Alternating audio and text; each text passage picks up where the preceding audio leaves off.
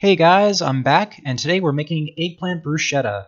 Let's get started. First thing we're going to do is take one eggplant, make sure it's been washed, and we're going to cut off the ends, and then we're going to slice it this way. Once all sliced up, we're actually going to dice these into 1-inch cubes. We're going to place them in a medium bowl, and we're going to put in some salt, some pepper, a little bit of garlic, okay, a lot of garlic, and then we're going to drench this in olive oil. Then go ahead and take a spoon, and just make sure all the eggplant is coated. Then we're going to take a baking sheet that's been lined with aluminum foil, coat it in more olive oil, spread it out, and this is going to go in a 450-degree Fahrenheit oven for 30 minutes. And after 30 minutes, it should look like this.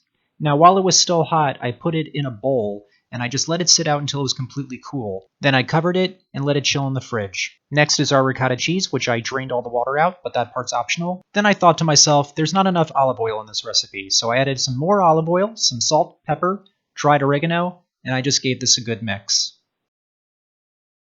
Next, I'm going to take some French bread, which I bought from the store, and I'm just going to slice this into 4s and long ways. This is actually optional. You can cut it this way, you can cut it long ways.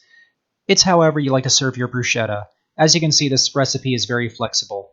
And then I'm going to take my griddle, or you could take a pan on the stovetop, just coat it in some butter. I place the bread on top, and make sure you check it after a couple of minutes to make sure that it doesn't burn. There we go, nice and toasted. And now it's time to assemble our bruschetta. First thing I'm going to put on is my ricotta cheese. Just go ahead and spread it on there. Next up, I'm going to put on some slices of salami. This adds a nice extra salty flavor. And then I'm going to place on my eggplant. Don't be afraid to pile it on there. I personally like a lot of eggplant. Then another drizzle of olive oil and a drizzle of balsamic vinegar. Don't skip that step because it is amazing. And I'm going to add some fresh basil. And that's it. Now it's time to serve your bruschetta.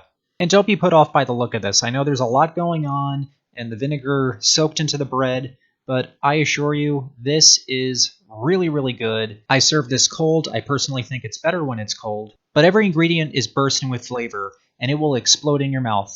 Don't worry, nobody was injured in the making of this video. Anyway, when you look in the description box below for the recipe, there won't be exact measurements like I normally put, mainly because this is just optional for you.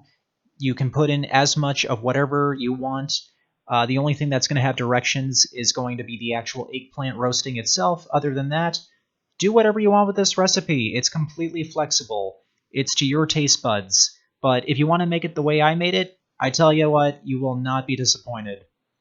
Alright guys, I hope you all enjoyed this one. I have more videos coming up very soon. Please remember to like and subscribe, and I will see you all next time.